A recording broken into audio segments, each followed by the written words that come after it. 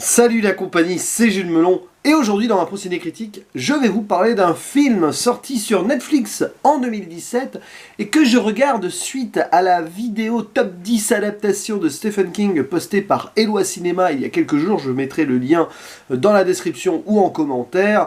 Et dans cette vidéo, Monsieur Eloi Cinéma mentionne un film que je ne connaissais pas, enfin que je n'avais pas vu, adapté donc récemment d'un roman de Stephen King, Jesse ou Gerald's Game en VO. Il l'a conseillé, il l'a mis dans son top 3, il me semble, notre jeune ami québécois. Alors, fatalement, j'ai décidé de m'y intéresser un petit peu à ce film-là. Donc, réalisé par Mike Flanagan, ce monsieur qui a réalisé récemment Dr. Sleep, la fameuse suite de Shining. Donc, visiblement, un grand fan de Stephen King. Au casting de ce métrage, nous retrouvons Carla Gugino et Bruce Greenwood dans les rôles principaux de ce fameux couple qui part à la campagne revitaminer sa vie sexuelle. On va en parler dans le synopsis. Nous retrouvons également dans le casting Carl Stricken, vous savez, cet acteur qui joue le géant dans Twin Peaks, voilà, et qui a joué aussi dans Dr. Sleep d'ailleurs. Et il y a également Henry Thomas, oui, le petit garçon qui jouait E.T. en 1982 et qui a bien grandi depuis, qui approche la cinquantaine, et qui joue un père dans un flashback. Voilà, j'en dis pas plus.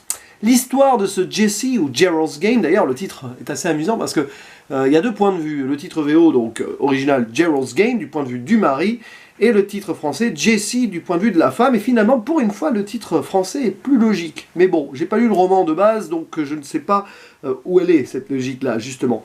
Bref, c'est l'histoire de ce couple, donc Jesse et Gerald, qui partent en vacances dans une maison parce que ils ont une crise, tout simplement. Le mari n'arrive plus à avoir de plaisir avec sa femme et celle-ci accepte les jeux un petit peu pervers de son époux pour redonner vie à leur jouissance sexuelle, hein, autant dire les choses comme elles sont. Sauf que, arrivé là-bas, sur la route, ils tombent sur un chien, tout ça, et puis la première chose qu'ils font, c'est que ils vont faire l'amour, quoi, tout simplement. Enfin, ils veulent faire l'amour. Et Gerald attache son épouse sur le lit avec des menottes. Truc un peu SM, sauf que patatras, manque de bol, le mari a une crise cardiaque et s'effondre, laissant son épouse seule, totalement isolée et attachée au lit, condamnée à une mort certaine. Et le film va se dérouler là-dessus, donc du point de vue de cette épouse qui voit la mort s'approcher et qui essaye par tout stratagème possible de s'en sortir, c'est très compliqué. Et donc dans cette panique totale, elle a des visions, des hallucinations, des souvenirs de son enfance qui viennent la hanter. Et en fait ce film, donc, est un film d'horreur, angoissant quand même, plus angoisse psychologique qu'horreur, quand bon, il y a des moments gore et un peu glauques, hein, mais on va y revenir, sans spoiler. Bref, ce film se déroule presque en huis clos, mais grâce à l'imagination de la dame ou la folie qui commence à s'emparer d'elle, on voyage à travers les méandres de son esprit, et c'est en cela d'ailleurs que le film est intéressant. Intéressant, oui, mais il y a quelques petits écueils que je vais relever, même si c'est quand même un bon film, voire un très bon film dans sa réalisation, dans sa narration. On entre vraiment dans les torpeurs de la dame. Et il y a plein de petites thématiques intéressantes qui sont mises en avant ici, probablement très attachées au bouquin, parce que de ce que j'ai vite fait lu, Mike Flanagan a vraiment bien respecté le roman, parfois peut-être un peu trop, et c'est là-dessus que je vais revenir sur les écueils, mais franchement ça marche super bien, on flippe pour donc le personnage principal de Jesse, interprété vraiment avec brio par Carla Gugino. Bon, il y a quelques moments sur la douleur ou la peur ultime où il y aurait peut-être des choses à redire, mais c'est chipoté, parce que si t'es à fond dans l'ambiance, franchement, tu te laisses prendre par le métrage et sa construction. Parce que Flanagan, vraiment, il aime bien. On sent qu'il aime beaucoup Stephen King, il rend honneur à l'atmosphère créée par les écrits de cet auteur horrifique culte. Et ouais, ça se sent dans la réalisation, dans la mise en scène, où il y a des plans qui sont insistants sur certaines choses qui vont devenir importantes au fur et à mesure que l'intrigue va s'épaissir.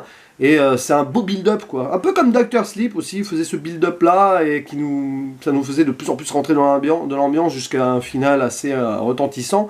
Là, pour Jesse, le final l'est peut-être un peu moins, là aussi, mais bon, encore faut-il que... voilà, ça c'est subjectif, ça dépendra des personnes, mais on est vraiment totalement plongé dans cette atmosphère, et ça passe super bien. Alors, quels sont mes écueils, en fait, avant d'essayer de d'effleurer les thématiques sans trop spoiler.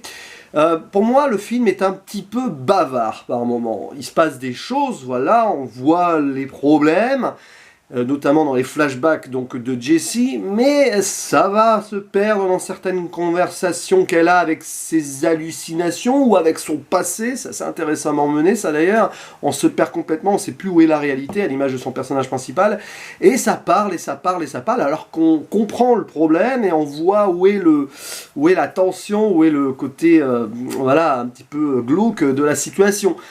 Et c'est là où on sent que le film, qui fait 1h45, aurait pu faire 20-25 minutes de moins, que ça aurait pas été gênant, parce que bah, parfois ça veut trop en dire, alors que ça aurait mérité plus de subtilité. Voilà, manque de subtilité du coup, parce que bah, on sent les choses, pas besoin d'en dire plus, tout simplement. Mais bon, ça, c'est là encore, selon moi, ce n'est que mon point de vue personnel.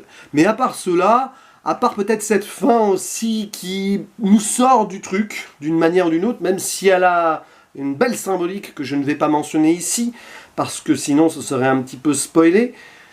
L'ensemble est bien réalisé, bien fait, bien mené, avec un bon début, une belle exposition qui prend pas forcément son temps, d'ailleurs on rentre très vite dans le vif du sujet. Et puis donc tout ce jeu sur les illusions et sur... en fait c'est une séance psychosomatique et psychologique que cette femme se fait à elle-même, alors que bah, la mort semble absolument inévitable, parce qu'elle est attachée, elle n'a rien à manger, elle est seule au milieu de la campagne, elle peut appeler personne, à moins d'un miracle. C'est compliqué pour elle et elle est condamnée.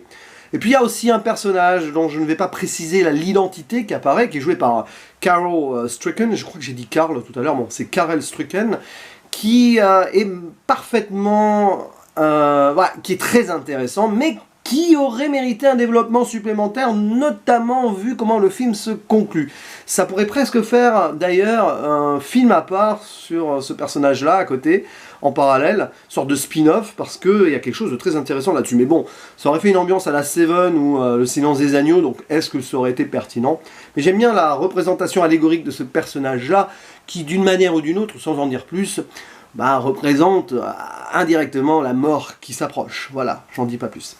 Et les thématiques, donc, et je finirai là-dessus parce que ça c'est plus intéressant dans le film, c'est la thématique numéro 1 de la libération d'une femme opprimée. Parce que c'est ça, son mari qui l'oblige à jouer à ces jeux un petit peu pervers.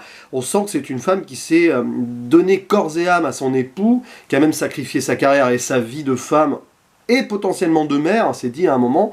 Et elle se rend compte avec tout ça, donc elle le voit s'écrouler en crise cardiaque devant elle, et puis avec le recul, elle se rend compte que ce mari n'a pas été quelqu'un de bien pour elle, et qu'elle a tout simplement reproduit un schéma par rapport à son enfance et son père qui était un petit peu particulier avec elle. Tiens, cette thématique-là rappelle le personnage de Beverly dans It.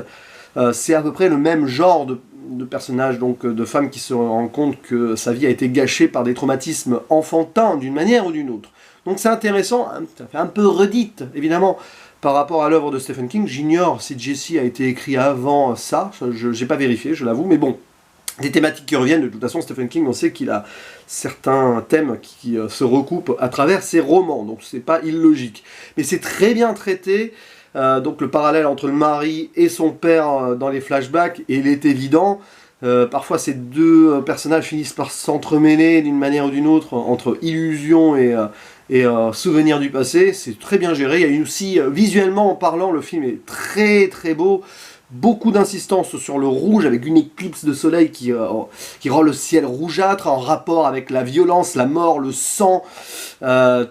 Et puis il y a le chien, ce personnage du chien, parce que c'est un personnage à part entière qui apparaît au début du film, le chien errant, il leur donne à bouffer, et après bah il a faim le chien, et ça il devient une menace une fois que la femme est restée attachée au lit, si vous voyez ce que je veux dire.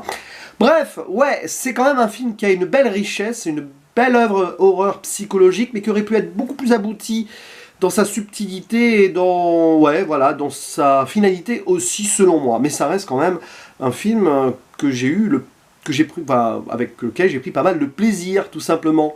Et j'avais donc envie de vous en parler dans cette petite vidéo. Et j'en profite pour saluer Eloi Cinéma, évidemment, comme je l'ai fait en intro. Allez voir sa chaîne, allez vous abonner. C'est un jeune homme très passionné qui fait de très très bonnes vidéos sur le cinéma. Je vous dis à la prochaine. Ciao.